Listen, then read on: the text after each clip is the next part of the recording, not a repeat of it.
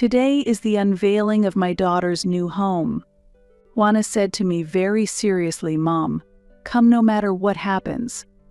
Despite my concerns, I intend to wholeheartedly celebrate her new home today. However, when I arrived late, I was completely ignored by my husband, Pablo, and my mother-in-law. I expected it from my mother-in-law, but never thought Pablo would do the same. Feeling uncomfortable, I pretended to take a walk in the garden and went outside, where my granddaughter, Dorothy, found me and ran up to me with a smile.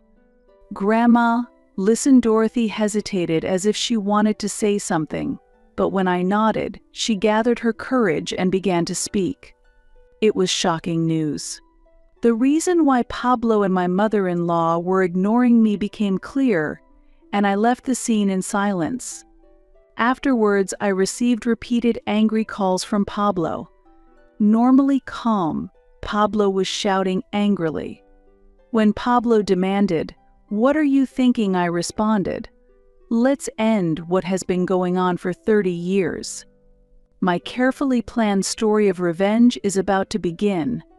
My name is Brenda Morris.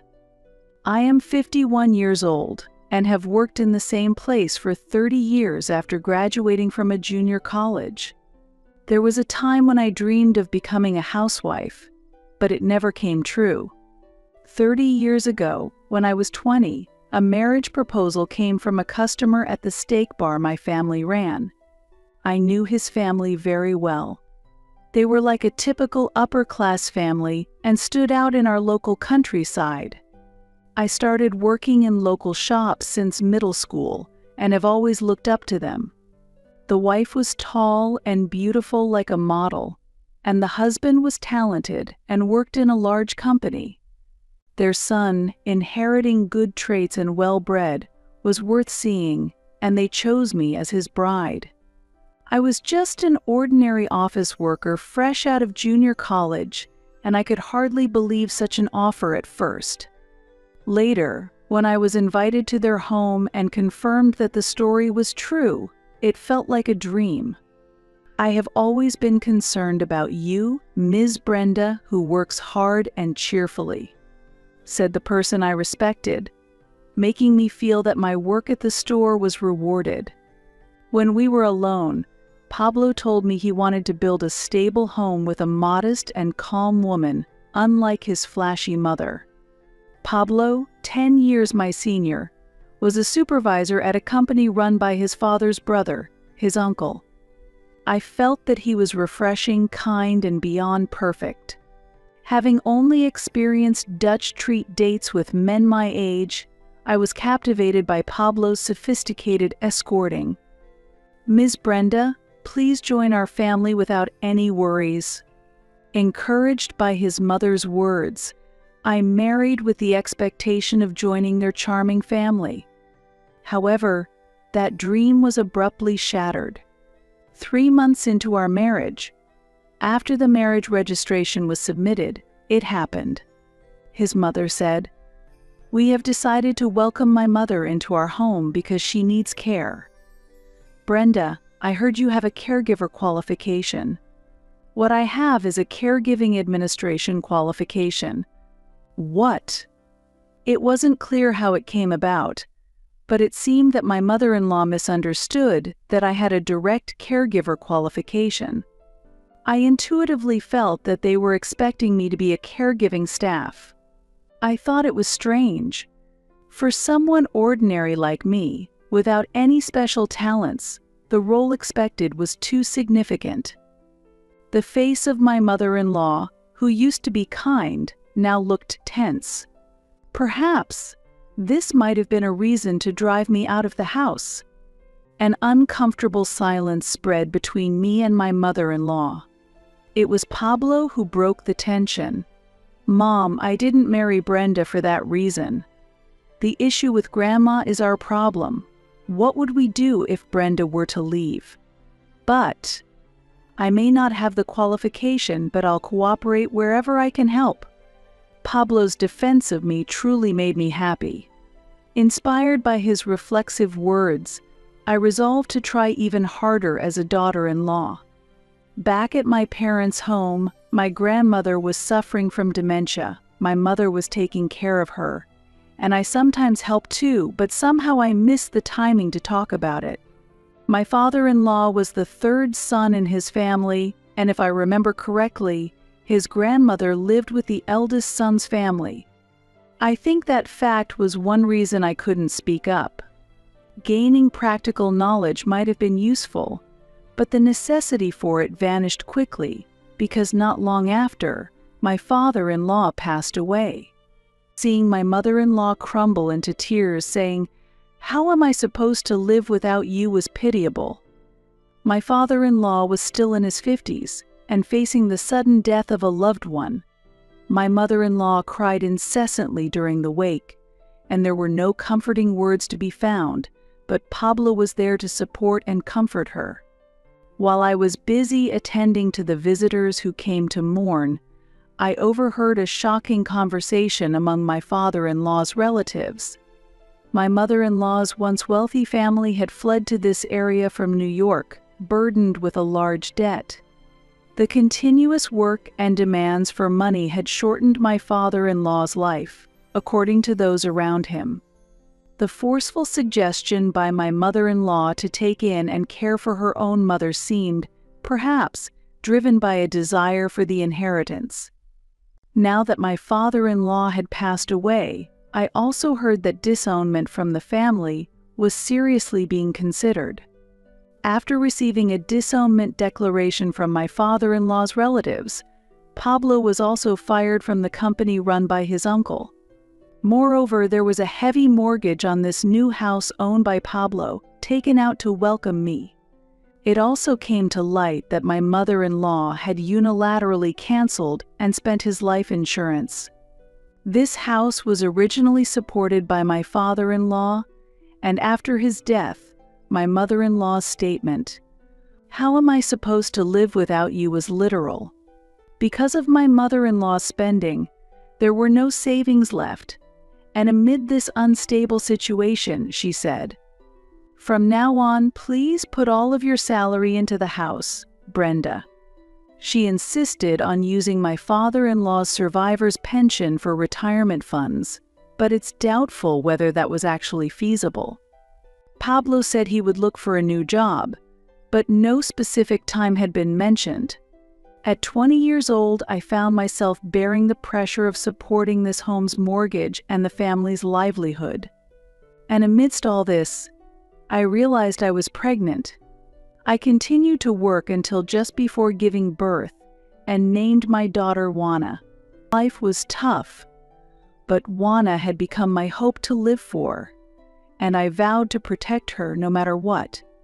Pablo found a new job, but the salary was low, and even combined with my maternity benefits, we barely made ends meet. In this situation, my mother-in-law continued to live luxuriously, and despite Pablo's repeated admonishments, there was no sign of her willing to work. Despite Juana still being small, my mother-in-law enjoyed going out and was pleased when people said, "You don't look like a grandmother at all. It's hard to believe you have a granddaughter." Most of Juana's care fell on me as my mother-in-law treated her as her own, and she was rushing me to return to work. As I questioned myself, who am I really? Pablo said, "This is temporary. Once things settle down, let's start a new life, just the three of us." His words gave me strength, and I began to dream of a life without my mother-in-law. Since Pablo's company was nearby, I could rush there if anything happened, so under this condition, I left Juana with my mother-in-law and returned to work.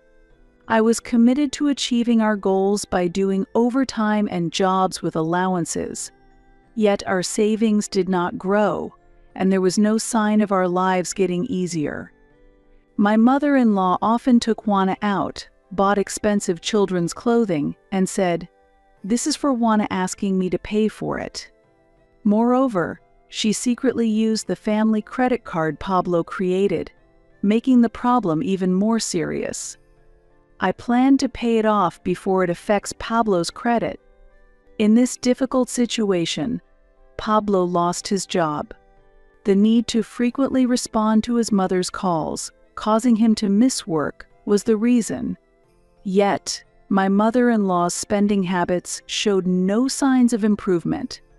"I've told you many times, we can't afford this anymore," but she always replied, "Don't worry, money comes around." As the daughter of a former wealthy family and having married my father-in-law for his looks, she never knew financial struggles while he was alive. Even now, she was the only one free from financial hardships. Pablo, who was sensible about money, tried to make his mother accept reality, but often felt resigned. Combined with the guilt he felt towards me, I understand why Pablo wanted to leave the house. Ultimately, we decided to save up as soon as possible and move out. Pablo's salary remained low, but he enjoyed a relatively free career in sales, and Juana was growing up healthy. However, Juana was completely drawn to her grandmother, and my mother-in-law doted on her greatly, saying she resembled her.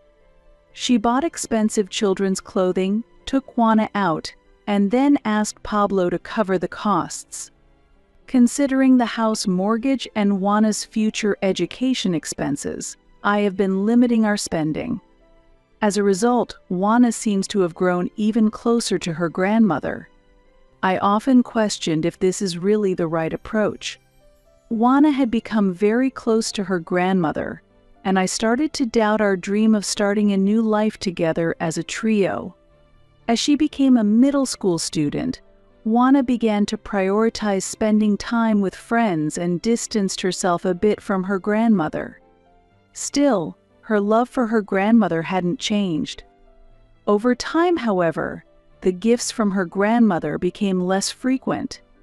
Juana matured wisely, understanding that having different things at school could make her stand out.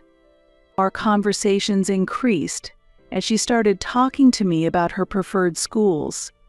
The plan to move out as a family naturally dissipated, but our situation improved from before. Juana decided to attend a university in New York and start living on her own. During a moment when I felt overwhelmed by loneliness, Juana said to me, "Mom, we're here because you worked so hard. I love Dad and Grandma too. I'm happy to be part of this family." Hearing Juana acknowledge my efforts nearly brought me to tears. I believe we are a united family, maintained through our good relationships, especially for Juana's sake. Despite ongoing financial demands and wasteful spending by my mother-in-law, Pablo has always stood by my side, supporting me. Without Pablo's support, I couldn't have made it this far. My hope now was to enjoy a quiet life with Pablo now that the mortgage was paid off. 3 years after Juana started working, she announced her marriage and pregnancy, bringing joy to both of us. Then, when Juana's child was born, I finally became a grandmother. The baby was named Dorothy. Juana's husband was a local, and they married due to that connection. They planned to return to this area and build a house. Juana's family visited often now, and I finally got to spend time with my granddaughter, who looked just like Juana. I've become so fond of my adorable granddaughter, and I can now somewhat understand what my mother-in-law felt. However, I was still concerned about my mother-in-law becoming overly attached to her great-granddaughter. Recently, my mother-in-law stopped talking about money. Curious, I asked Pablo about it, and it turned out he had been secretly selling her abundant collection of branded goods and jewelry. He was giving the proceeds to her. He said, "She has so much that she won't notice, but she did notice and suspected me whenever she pointed out something missing." In the midst of these recurring issues, while Pablo scolded her, he also soothed her. "That design is too childish. I'll buy you new ones," he'd say, and she, unaware, was pleased.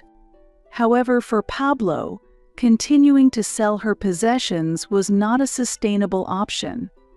Then, my mother-in-law began asking me for financial support again. One day, she insisted she needed money so persistently that I, exhausted, finally yelled out, "Stop it! Have you ever thought about why this is happening?" Surprised by my reaction, my mother-in-law turned sullen and went back to her room. Pablo immediately followed her. He was likely soothing her again. Regretting my outburst, I went to apologize to her and overheard a conversation between Pablo and my mother-in-law. "We need to handle this more skillfully. Leave it to me, there won't be any problems. She's the type who'll comply easily if treated gently. I've been controlling her like this for the past 30 years. But Brenda is refusing to pay the mortgage. The mortgage will be done soon, and then I'll transfer the property back to my name. She listens to me, so don't worry. If you want, I don't mind driving her out. After all, she's just here to provide money." Pablo's voice was full of confidence. I carefully made my way downstairs without making a sound. I felt as though I had received a heavy blow. The true adversary I had to confront was not my mother-in-law, but Pablo. The days I had spent enduring and trusting Pablo now seemed futile. I could only mock myself for being foolish. Despite the pain, I considered divorce, but I couldn't just remain silent. I decided to plan a revenge that would make Pablo deeply regret his actions. The next day, I pretended everything was normal while I began to craft a detailed plan for revenge.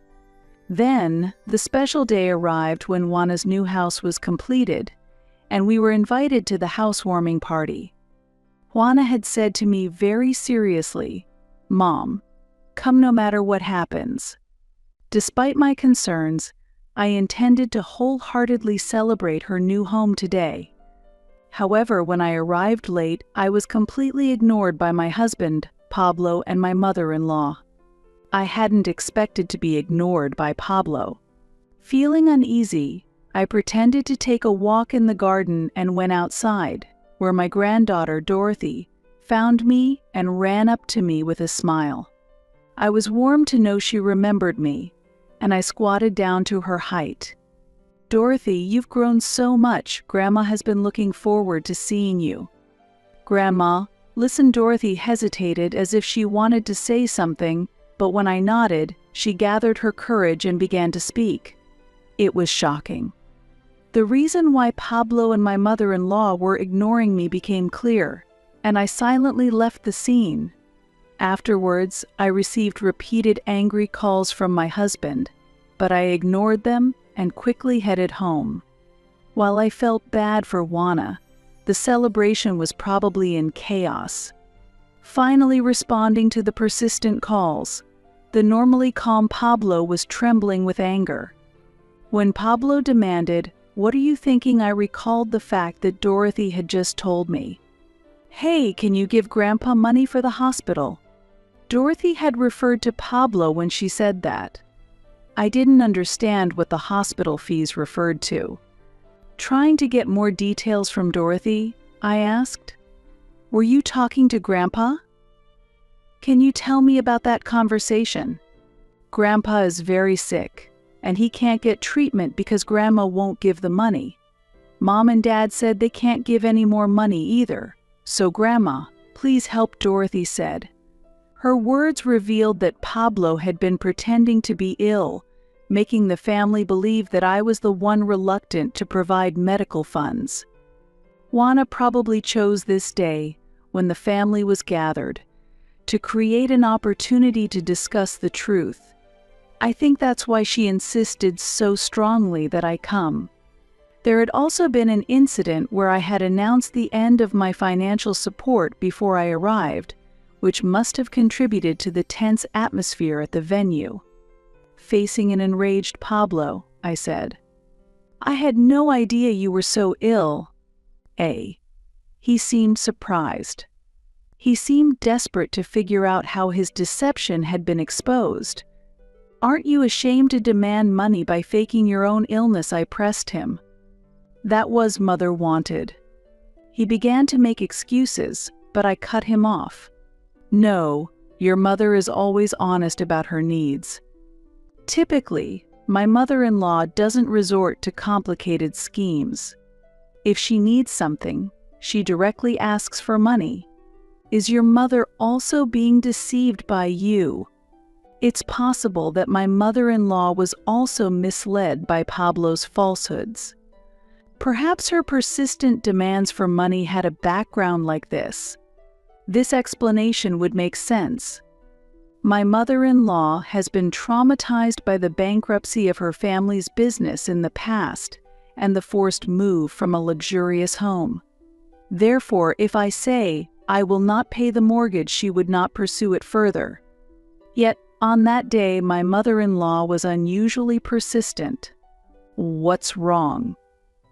You're not like the usual Brenda. Normally, I'm not the type to make such statements. I'm a compliant wife who agrees to everything. It was clear he was trying to sway me as he attempted to steer the conversation. What is this divorce petition about? I don't understand why, Pablo said. Let's end what has been going on for 30 years, Brenda replied. Juana had handed the divorce petition Pablo had requested beforehand. After hearing this fact from Dorothy, I decided to go home immediately. I prepared to leave, packing my things, though I actually had very little to take. In reality, the main purpose was to quickly take the deed to the house. At that moment, Juana came chasing after me. "Mom, is something wrong?" "You said you were going to look at the garden and haven't come back," she asked. "I'll explain later, but please give this to Dad," I answered. "Is this a divorce petition?" she exclaimed in surprise. "I'm sorry, but I planned to wait until today's celebration was over and then give this document to your father. Don't worry, your father is healthy. His recent health checkup showed no problems," I explained.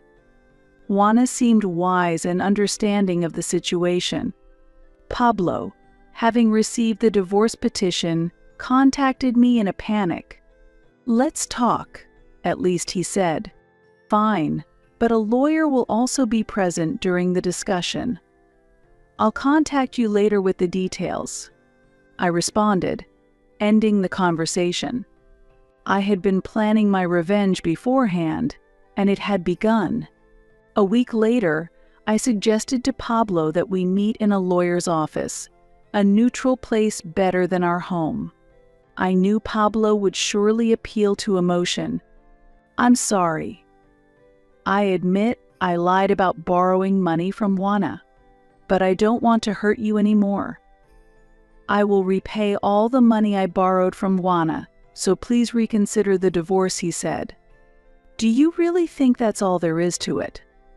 I also found out about the loan from Juana on the day it happened. And if that was the only reason, why could you immediately give Juana a completed divorce petition? Eh? Then what's the real reason?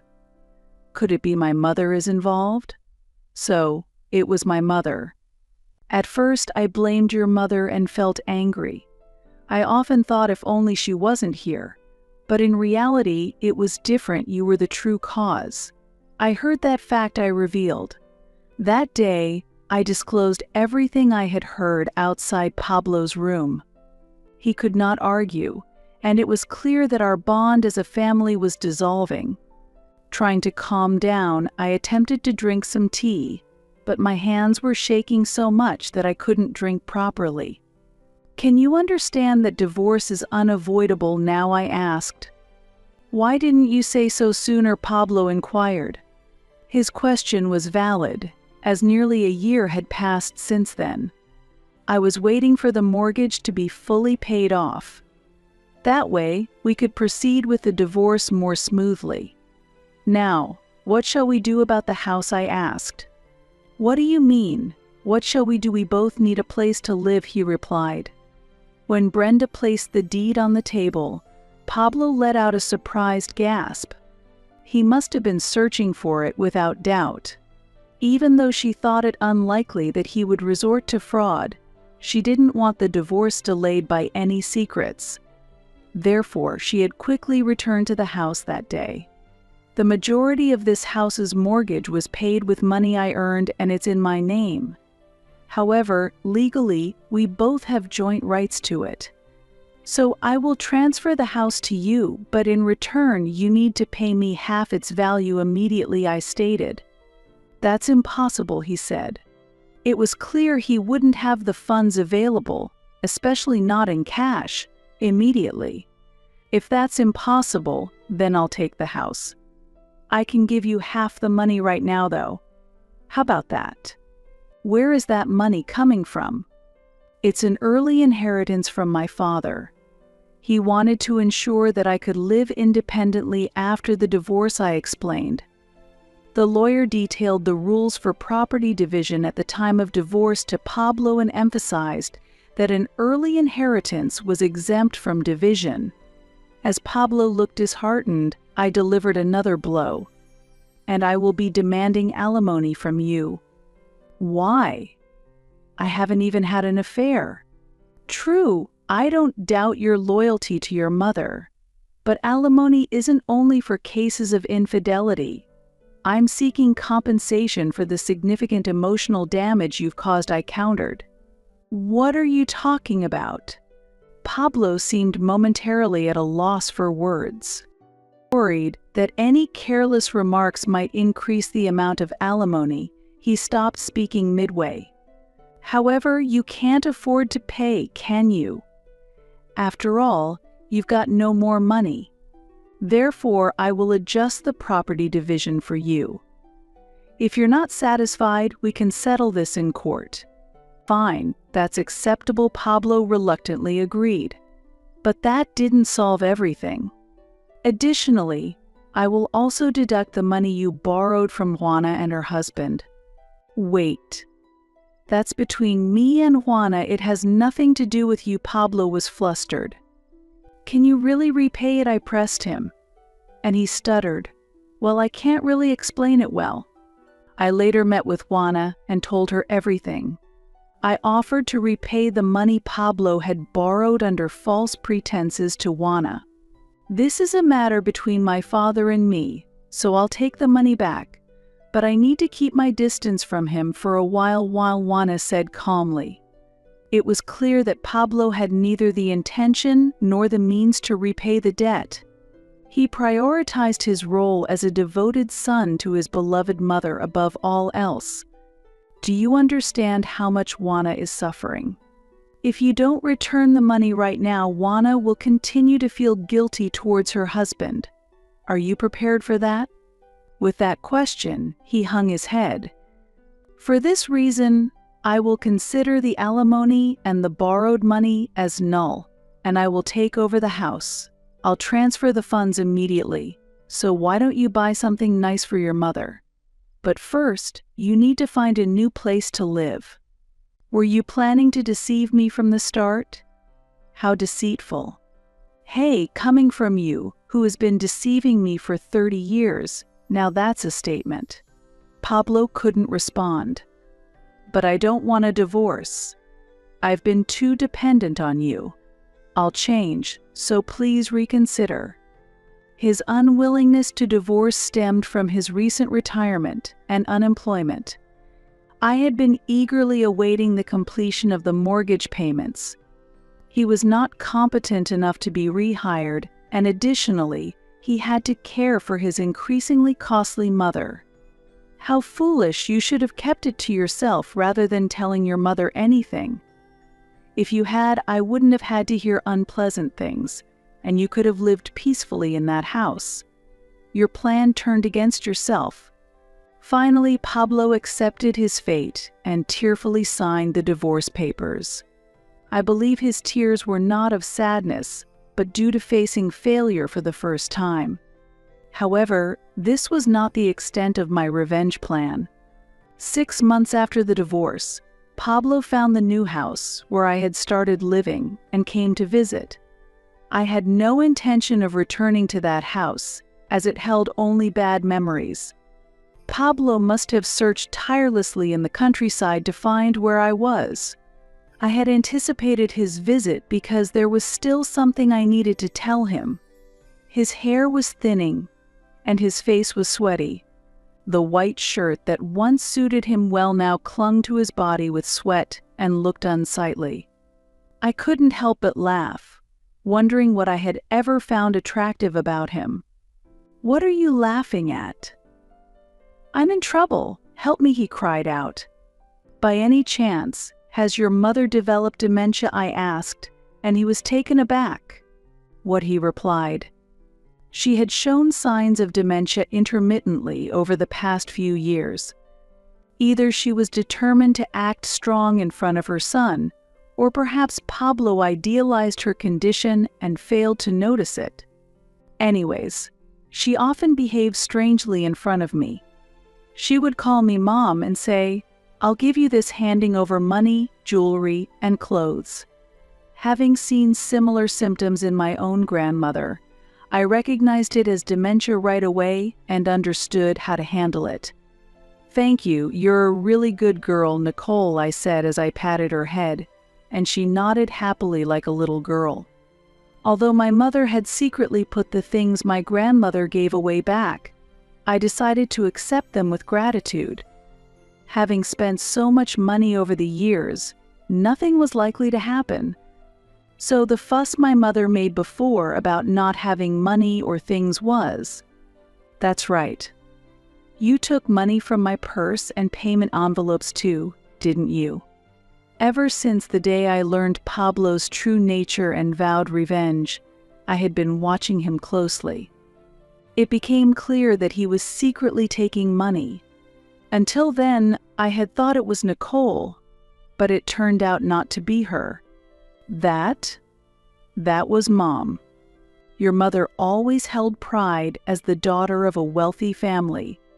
She might ask people for things, but she would never stoop to stealing. Pablo looked as if he had swallowed bitter medicine. Although his mother is known to be very self-centered, she retains her pride as a former lady of status.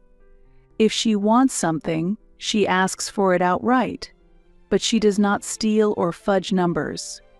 She also despises debt, and when she learned that the house mortgage was actually a form of debt, she always said, "Let's pay it back soon." When she realized that using credit cards was akin to incurring debt, she stopped using them altogether. When I was newly married, I accidentally overheard a conversation that made it clear Pablo had planned to burden me with the care of his grandmother. She married me so she could take care of my grandmother. Well, the plan eventually fell through when my father died. But I can't agree to give her inheritance just because of caregiving. No, let's take what we can get. When I brought this up, Pablo's face was covered in a different kind of sweat than before. But Mom is out of control. She doesn't even recognize who I am anymore, and she resorts to verbal and physical abuse. Please help me. She being out of control isn't something new. Yes, you were planning to use me as a caregiver. Unfortunately, I only have administrative qualifications in caregiving. Pablo, tracing back through old memories, looked embarrassed. Having said everything, I told Pablo to leave. Actually, I found someone I want to date. It's only been 6 months since our divorce. Were you cheating on me? No, it was just a proposal for a relationship, but he has always supported me. He is a colleague from the same workplace who has always cared for me. He is honest, never lies, and is sincere about his work. So please don't get involved with me anymore. With that, Pablo left with drooping shoulders. For him, it was hard to accept that a woman who was supposed to love him was now interested in another man. It's unlikely he will come back here again. Pablo had bought an apartment to live in with the money from the property division I gave him, and from selling expensive items that his mother had owned.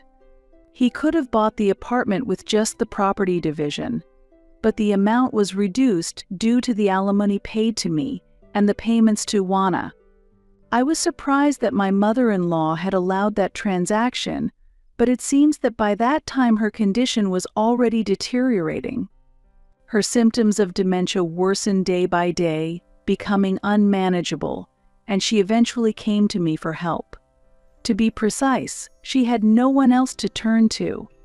But in the end, she faced another blow from me, and there was no hope of getting any help. Due to her high pride, she refused to consider seeking public assistance. Her strange behaviors received complaints from neighbors, and Pablo, feeling overwhelmed, decided to sell the apartment and use the proceeds to place her in a paid nursing home. Ultimately, it seems he spent his life constantly tormented by money for his mother's sake. The once respected and noble family is now the subject of whispering gossip as they walk down the street. Unable to bear it, Pablo moved to a modest apartment in the neighboring town to live quietly. He has no job, no friends, and his ties with relatives and family have been severed. His mother, whom he once loved deeply, is now in a state where she can no longer even recognize who he is. He is destined to live a life of isolation and poverty, accompanied by many regrets. As for myself, I decided to start a relationship with the person who proposed to me. He is a colleague who has worked his way up to the management at the same company.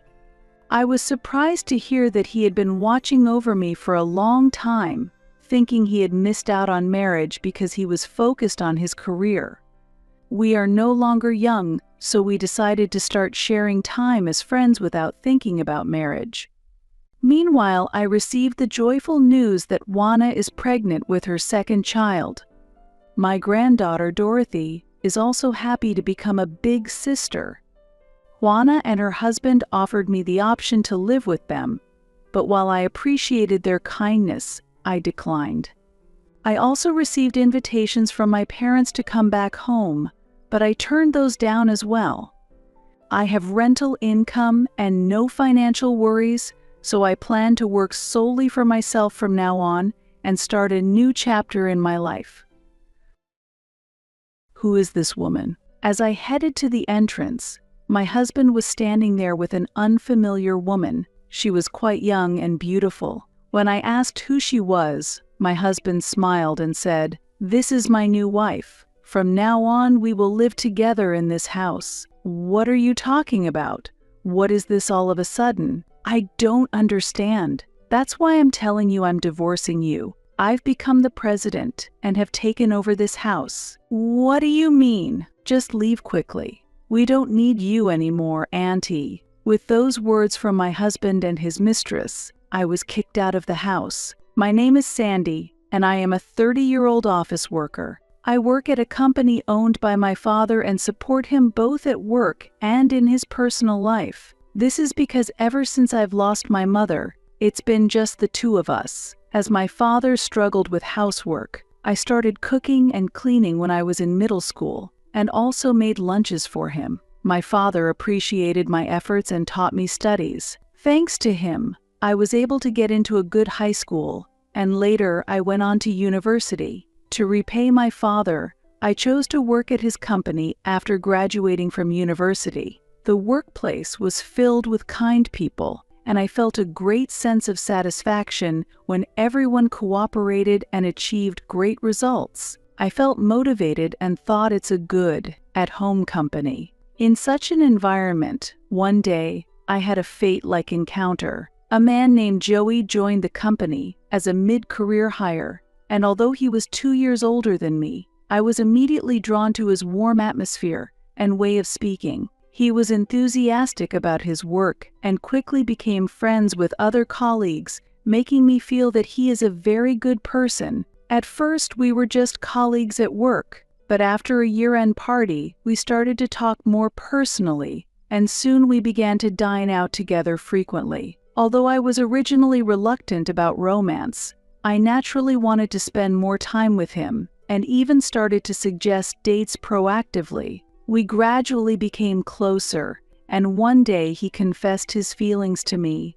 and we started dating. Ever since we started dating, my motivation at work increased even more. I was serious during work hours, of course, but I enjoyed my time with him during lunch breaks and after work. He knew many dating spots and took me to various places. He also knew many restaurants, and I was surprised to find such delicious places in the town where I had been working at my father's company for a long time. Our relationship went smoothly, and about a year after we started dating, we began considering marriage and even informed my father about it. "I am going out with Sandy, and we are considering marriage in the future," he told my father nervously, and I also expressed our relationship intentions. My father was overjoyed and gave us his blessing with a big smile. Relieved to have my father's approval, our relationship continued smoothly, and about a year and a half after we started dating, he proposed to me. "Let's get married soon and reassure your father,"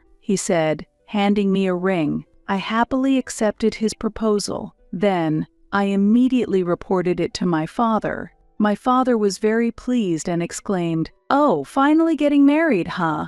Afterwards, we visited his family home, and I met his mother. It turned out that he also grew up in a single-parent family, and his mother had divorced his father early on. The reason for their divorce was his father's infidelity. When Joey was still young, his father left the house with his lover. His mother returned to her parents' home and began studying for a national exam with their support. After diligent effort, she passed the exam successfully 2 years later. The exam she passed was the bar exam, and after completing her training, she began her career as a lawyer. Originally, she had graduated from the Faculty of Law and was eligible to become a lawyer, but she had once given up on her aspirations. She quickly found a job, married, and then gave birth to Joey, choosing to live as a housewife. However, after experiencing her husband's infidelity, she decided to surpass him and successfully became a lawyer. Her strict nature was also reflected in her parenting, and Joey was raised with quite a bit of strictness. My mother often scolded me, and honestly, I had a hard time with her. She was always strict, so she might be tough on you too, he warned me, and I felt nervous inside. Okay, understood. But I really admired the capabilities of his mother, who passed the national exam. Then the day came when I met his mother for the first time. "Nice to meet you. I'm Sandy," I greeted her.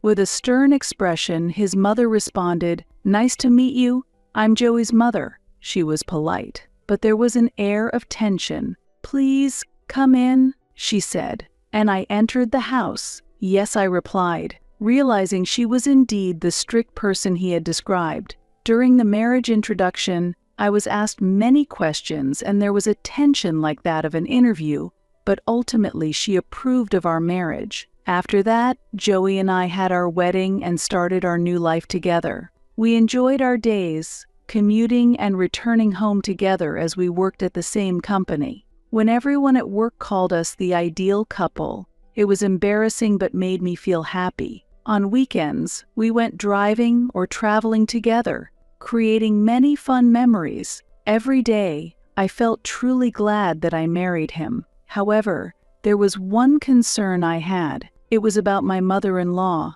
We regularly visited Joey's mother. We felt it was necessary to check on her as she lived alone. However, each time we visited, she would say harsh words to me. "Sandy, you need to believe in yourself more. You should be able to clearly refuse things you dislike. If you can't refuse unreasonable demands or handle troublesome matters, you won't be able to cope when you're in trouble." Yes, I understand. Do you really understand what I'm saying? Yes, I do. Make sure your responses are firm, too. Each visit to Joey's mother made me tense. Even when I was contemplating whether to focus on my family or continue working, she had critical opinions. "Why would you quit your job after graduating from university? You can quit your job at any time. Even if you don't take over the company, you shouldn't quit lightly. Household chores can be managed with some ingenuity, so you shouldn't quit. Hearing her say this, I couldn't make the decision to quit. In fact, I was scared to report to her if I quit my job. I couldn't even imagine how much she would scold me, so I tried to balance work and household chores in my own way. While it was decided that Joey would eventually take over the family business, and I could have chosen to be a housewife, I decided to continue working following her advice. It's very difficult to go against Joey's mother, and even when helping with household chores at her house, she often had harsh words for me. You need to assert yourself more. Keeping your ground is important because the only person who can protect you is yourself. Her words often hurt me deeply, but Joey always comforted me. My mother is just as strict with herself as she is with others. That's why she has few friends. Don't take her words too much to heart. His words brought me relief. After that, we started to reduce the number of visits to Joey's parents' house. However, another concern arose regarding my father's health. Every time I saw him, he appeared tired. "Are you okay? Do you feel unwell?" I would ask, and although he would respond with no, "I'm fine," it was clear he wasn't in good health. One day, while working, my father suddenly collapsed and was rushed to the hospital. Fortunately, his life was not in danger, but he was quite weakened, and the doctors advised us to live with him if possible to monitor his condition. When I discussed this with Joey, he immediately agreed.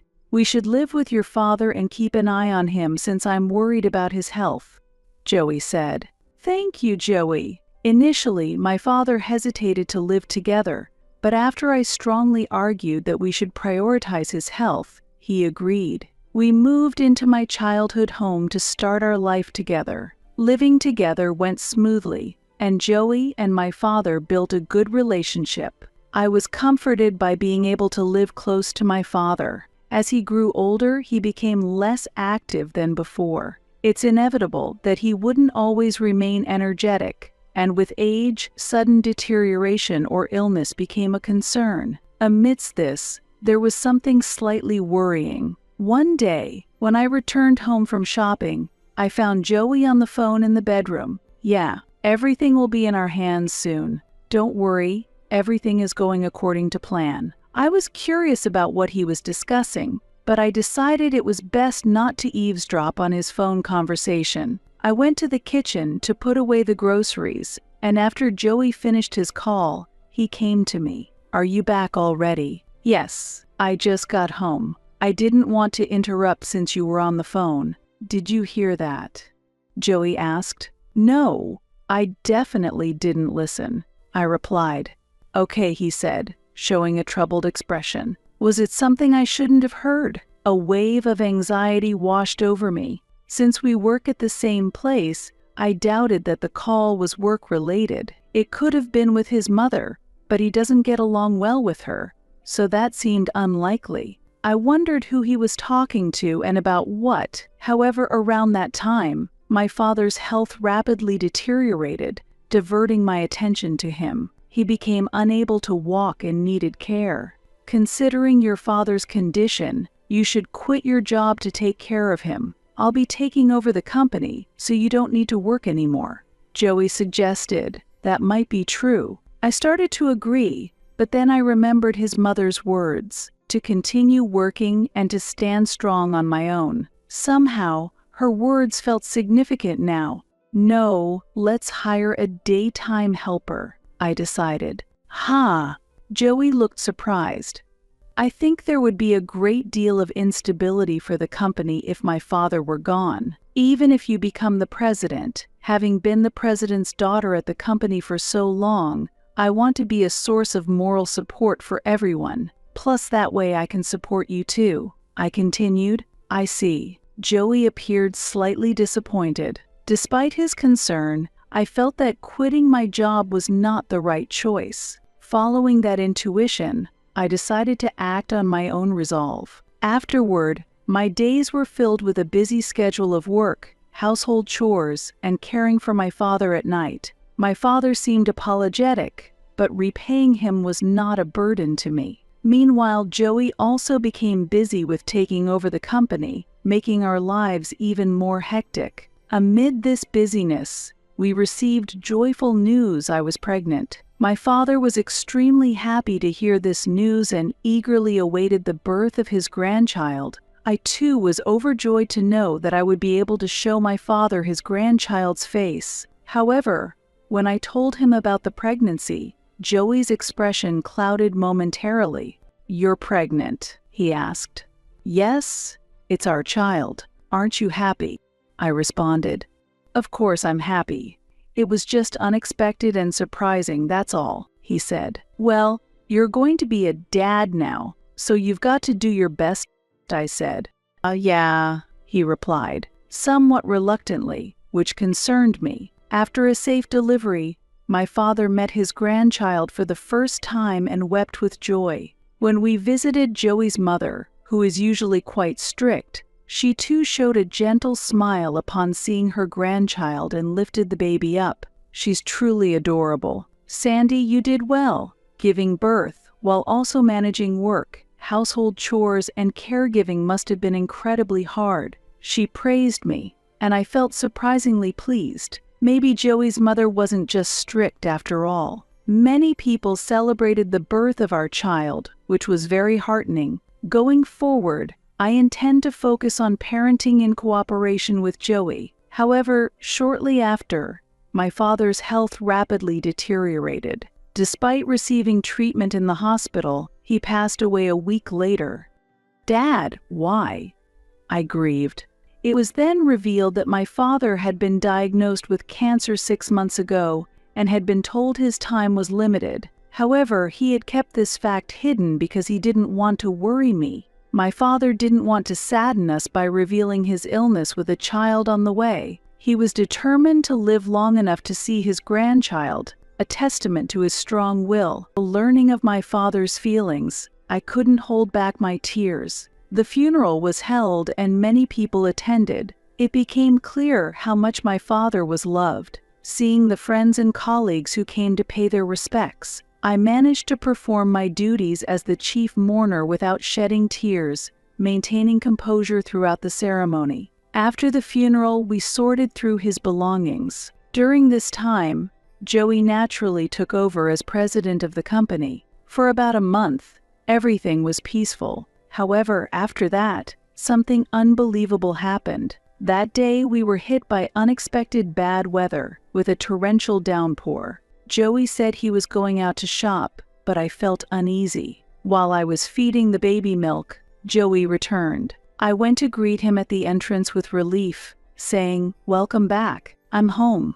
Joey replied, Who is this woman?" As I approached the entrance, Joey was standing there with an unfamiliar woman. She was quite young and beautiful. When I asked who she was, Joey smiled and said, "This is my new wife. From now on, we will live together in this house." "What are you talking about? What is this all of a sudden? I don't understand." "That's why I'm telling you I'm divorcing you. I've become the president and have taken over this house." "What do you mean?" "Just leave quickly. We don't need you anymore, Auntie." With those harsh words from my husband and his mistress, I was forced out of the house with my baby in my arms, into the pouring rain. Unable to return home, I pressed the intercom and knocked on the door, but neither my husband nor the woman responded. Desperate, I sought shelter from the rain and remembered a small tunnel-shaped play structure in a nearby park, so I ran there. While sheltering in the tunnel, I shivered from the cold as both my baby and I were soaked. I knew this wasn't good for the baby. I had to find a warm place and seek help from someone. Despite feeling hopeless, I decided to call my mother-in-law for help. Even if she didn't like me, I believed she would act for the sake of her grandchild. Hoping she would at least take care of my baby, I explained the situation over the phone. Responding to my call, my mother-in-law immediately came to pick us up in her car. "Sandy," she called out when she saw me. "Mother," I replied. "Quickly, get in the car," she urged. She drove us to her home, taking both the baby and me. "Please take care of this child," I asked, to which my mother-in-law frowned slightly but responded, "What are you talking about? You come in too. Is it really okay for me too? I asked. Of course you are family too, she said. Her kind words almost overwhelmed me. I'm truly sorry for Joey's irresponsible behavior. I've always felt he had traits similar to his father, but I thought there wouldn't be any problems because he married someone as wonderful as you. Yet he still caused trouble. My mother-in-law continued. Her understanding and support in that moment of crisis not only offered me shelter but also renewed my hope and faith in family. Am I wonderful? I asked on surprise. Of course you are. As I've said before, you have lived admirably. You handle household chores, caregiving, parenting, and work all by yourself. I respect you for that. That's why I can't forgive my son for betraying someone like you. My mother-in-law stated. Her words moved me to tears. She had been observing all my efforts all along. Don't cry, become stronger. You're a mother, she advised. Yes. She gently patted my head to comfort me and made some warm coffee. After I had calmed down a bit, my mother-in-law spoke with determination. Now, it's time to fight back. We'll correct this wrongdoing. She declared her support as a lawyer and prepared to stand by my side. I couldn't have wished for stronger support, and together we crafted a plan to confront my husband and his mistress, who had unjustly taken over my home. Upon arriving at the house, my husband greeted us dismissively. What are you doing here? However, the moment he realized his mother was behind me, his expression turned to one of shock. Why is Mom here? He asked. Joey, today I am not here as your mother, but as a lawyer. We have a lot to discuss, so let us in. If you refuse, we will meet in court, my mother-in-law stated, and reluctantly, my husband let us in. The mistress was visibly shocked to see my mother-in-law and me, but became even more astounded upon learning that she was a lawyer. Let's start the discussion. You said you've inherited the house, but where are the documents for that? Sandy was supposed to inherit it. My mother-in-law questioned. I've properly prepared the documents and completed the procedures, so there's no issue. My husband replied, that's not correct. Sandy says she doesn't remember signing any such documents. Ownership transfer documents require the actual person's signature for submission, my mother-in-law countered. Caught off guard by her assertion, my husband stumbled over his words. It appeared that the documents had been forged. My mother-in-law pressed my husband further. Document forgery is a legally punishable act. Do you understand what you've done? I won't let you get away with claiming ignorance. Even if you didn't know, you can't escape responsibility, she continued. My husband started to sweat profusely as his panic became evident. The mistress also lost her composure, looking around anxiously. Sandy signed it. She was just upset and forgot. My husband attempted to defend himself, but I calmly rebutted. No, I did not sign anything. A handwriting analysis will prove it. You forged the documents. That's a clear fact. My husband floundered, mumbling, well, Joey, stop this nonsense. My mother-in-law scolded, causing him to literally stagger. Sorry I had her forge it, he confessed. This makes the evidence complete. My mother-in-law stated, indicating a voice recorder. My husband turned pale, speechless and immobilized. Anyway, as Sandy's attorney, I demand that you divide the property and leave this house immediately, she declared. Why are you supporting her, Mom? My husband pleaded. Sandy is a respectable person. Once she married you, she became part of my family, making her important to me too. My mother-in-law responded. But I am your real son, he protested. You have betrayed this family. From now on, I am severing ties with you. I don't want you to show your face to us ever again. Disheartened, my husband hung his head in shame. The mistress, too, was visibly shaken and seemed petrified. Following this, my husband and I divorced, and I was able to recover my father's estate. My ex-husband lost his position at the company and became ostracized by the staff, eventually being forced to resign. In reality, he left the company almost as if he were fleeing. Subsequently, I took over my father's company and began working as its president. During the day, my mother-in-law would come over to help take care of the baby. I had never expected that someone I once found difficult to deal with would become such a significant support. I am truly grateful for her assistance. As for my ex-husband, after leaving the company, he failed to secure a large house, which resulted in the mistress abandoning him. He is now burdened with a substantial amount of debt and child support payments and is struggling to make ends meet through part-time jobs. As president, I am vigorously working while dedicating myself to protecting the livelihoods of our employees and my child. This challenging journey has reaffirmed the value of family and resilience, guiding me to lead both my family and the company towards a stable future.